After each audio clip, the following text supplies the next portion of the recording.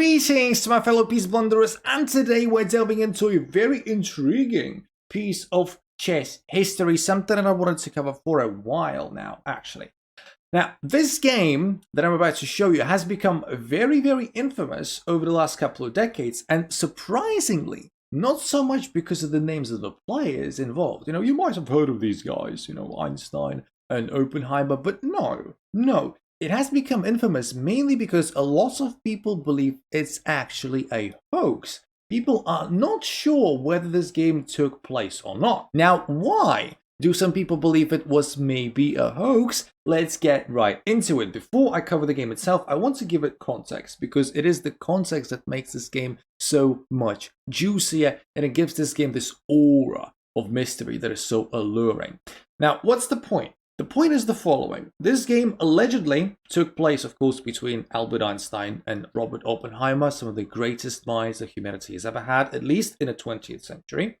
And it took place in Princeton, USA, 1933.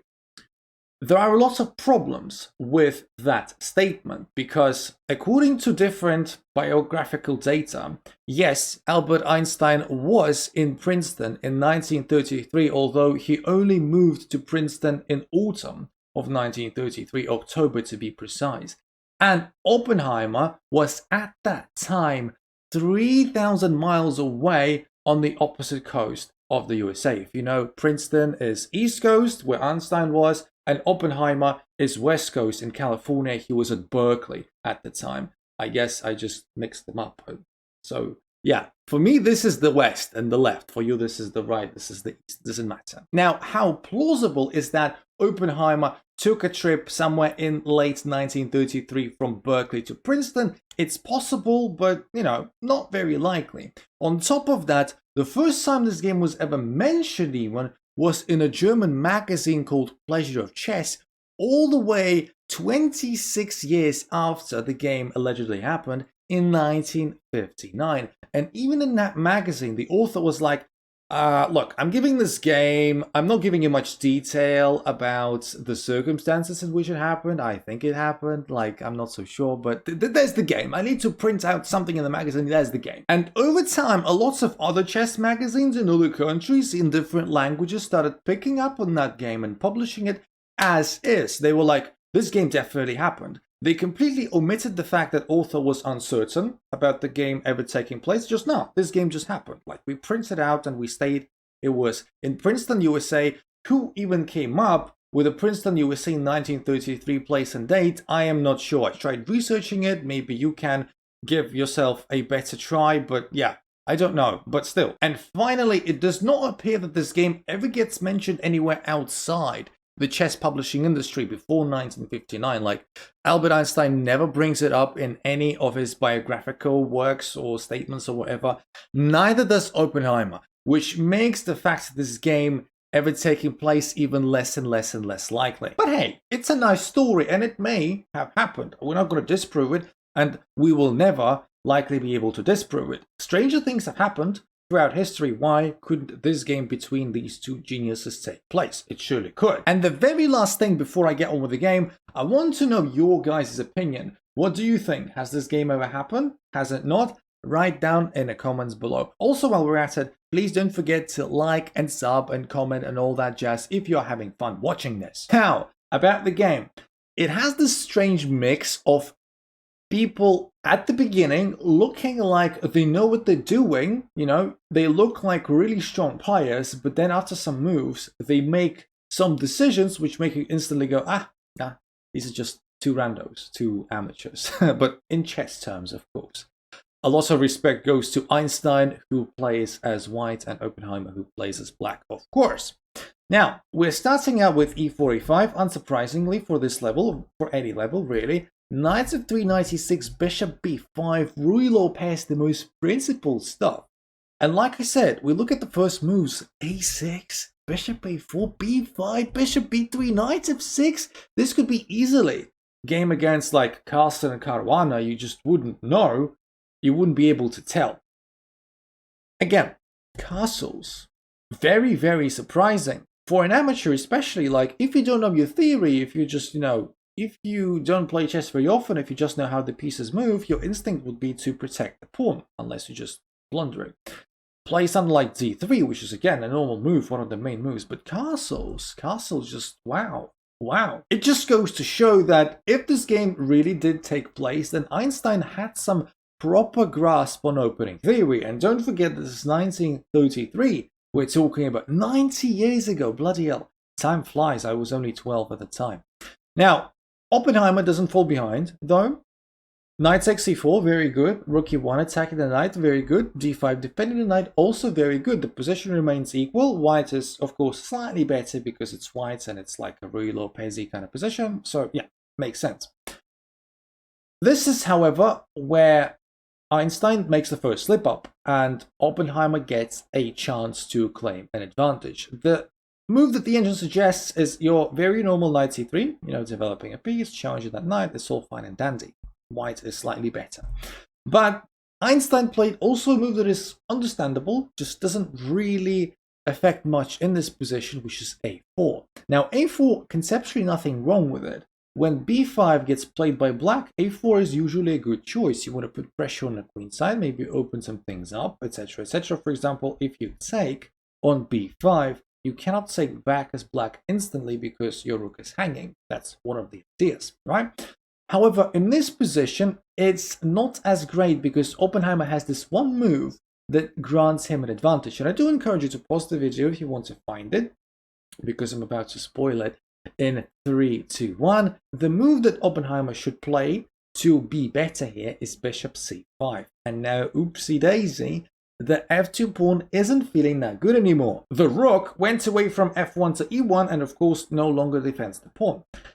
You need to address that somehow. Now, the rook may go back, and funnily enough, usually, as black, you wouldn't take on f2. It is rarely recommended that you exchange your knight and bishop for rook and a pawn. For example, something like this, you wouldn't see typically people do. But in this position, it actually plays a lot into black's hands because of the massive center that black has got. And actually, this is good because after something like e4, attacking the knight as well, we get into a position where this king is becoming very, very, very vulnerable and black is significantly better. Now, going back, why knight c3 was different to that and why it is so much better. If we play knight c3 and bishop c5 still gets played, it is now a mistake on black's part because the knight added an extra attacker to this pawn in the center, so we can just take it. We can just take the pawn.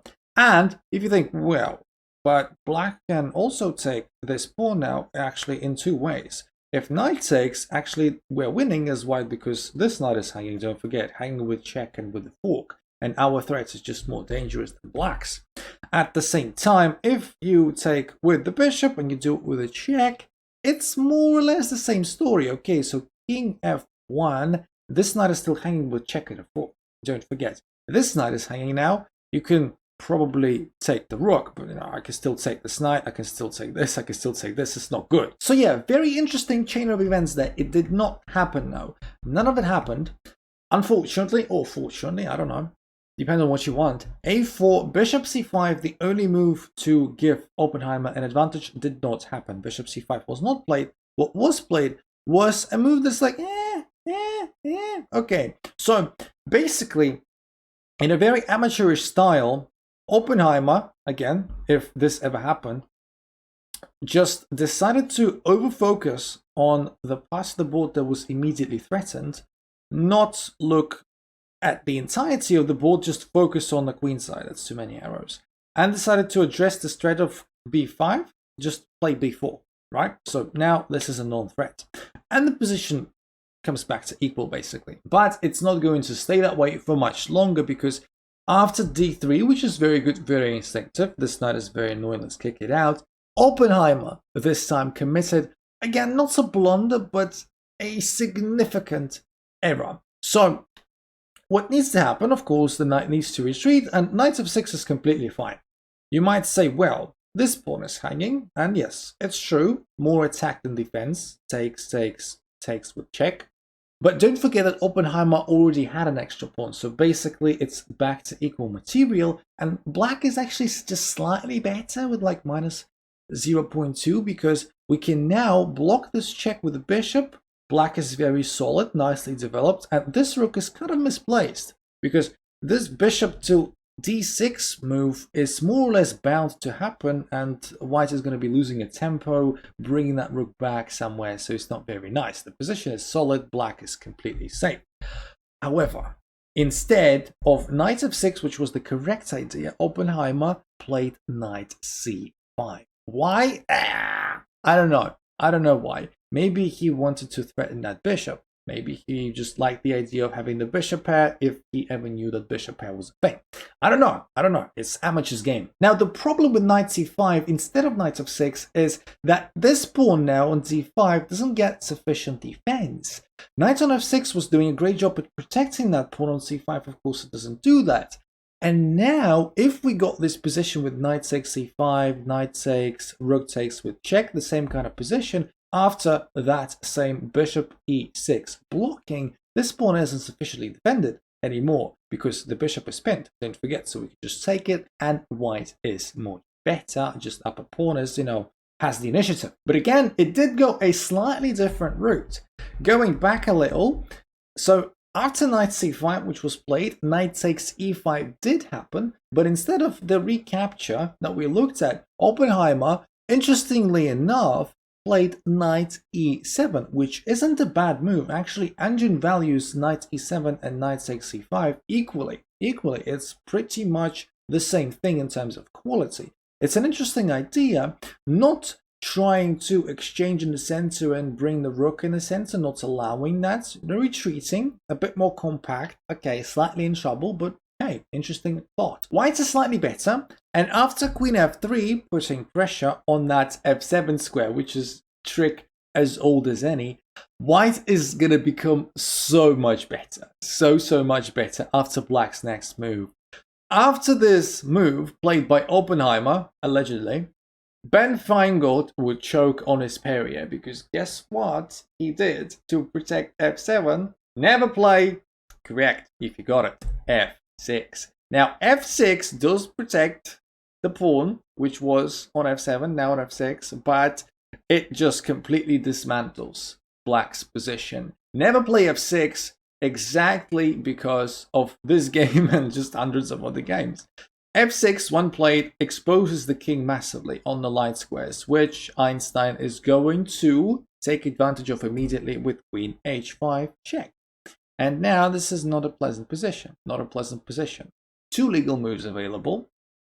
We've got knight g6, which isn't that great. If knight g6, then, well, I'm scared to think of all the problems that come with capturing of the piece and discover checks and all that, so no.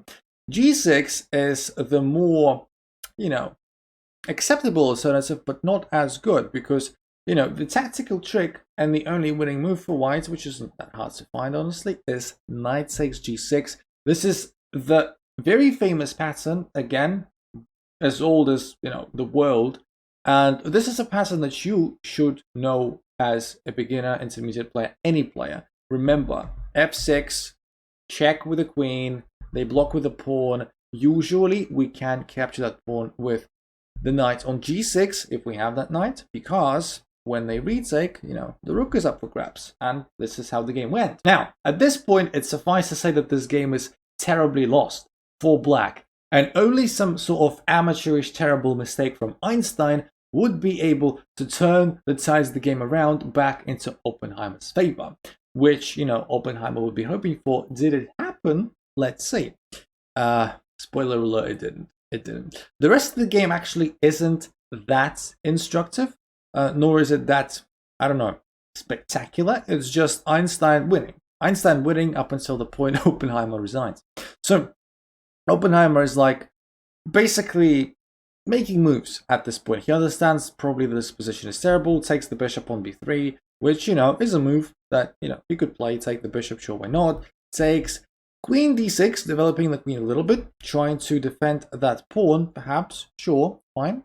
But Einstein does a very good job of exploiting some of the major weaknesses of Oppenheimer's, and exploiting that pinned bishop for a start. This bishop is now attacked twice and it can't move. King d7, which is probably the only sensible move in this position. There is no way to protect this bishop a second time. You wish you could move the knight away so that the queen protects it, but it's pinned. So there you go. King d7 trying to run away. Just pieces getting captured galore. The bishop b7 trying to maybe open up the rook a little bit, but just, you know, getting the queen out of harm's way. Einstein, good job. Just decent play overall. Rook e8, trying to make the rook a bit more relevant. Knight d2. Einstein is not in a hurry, has Oppenheimer on the ropes, already a tons of material up, and black is just tied down to his bed. c5, trying to make space for the king a little bit, perhaps running over to the queen side over there. Maybe, I don't know. Trying to grab space as well. Rook a1, again, just developing. a5, preventing the a pawn from moving. Again. Knight c4, a very, very interesting idea, of course. A couple of tactical tricks Einstein had in his locker in this game, exploiting the pinned piece. We've got the good old tactic, queen h5 check takes on g6, and now this. Of course, if pawn takes, pawn retakes, and the queen is slightly pinned to the king, the pawn takes nonetheless, takes, and, you know, there's not much Oppenheimer can do, really. Cannot do himself any much more harm, so takes, king c8 getting away from check, bishop takes e7, which was another free piece, and this is where Oppenheimer resigns. Now, I'm telling you guys, if I wanted to be a full-on conspiracy theorist, I would have said something like, Ben Feingold invented a time machine and went back to 1950s, assumed an identity of a German journalist, made this game up, and printed it in a chess magazine in Germany so that X years later he would have total proof of his rule, never play f6. Because why did Oppenheimer ultimately lose this game? Because of f6. Never play f6, and this is the perfect example of that. f6 immediately weakens a lot of light squares around the king, and Oppenheimer, again, if this ever took place, paid for it massively. And yeah, what do you play instead of f6 in this position? Again, white is better here, but the more obvious, actually, solution, the more solid, much more solid, is a simple bishop e6, right? Just developing the bishop, putting it in the center, and we've got a bit of a grasp on some of the position. So now that you've seen all of the game, guys, let's assume it happened, right? Let's assume it happened. So the question is to you then, if it happened, what is the rating of these players, Einstein and Oppenheimer? How would you rate them? Also, let me know in the comments below. Let it be a bit of a guess the ELO kind of thing. What would you give them? I'm really curious to know. And as always, if you just so happens to find this video useful, please like and subscribe. Follow my streams here on YouTube. I stream on Tuesdays, Thursdays, and Sundays. Find me on chess.com, join our Discord, all that good stuff. And I'm going to talk to you very soon. My favorite unintentional gambiters. Love you all. See ya in the next one. Never play f6.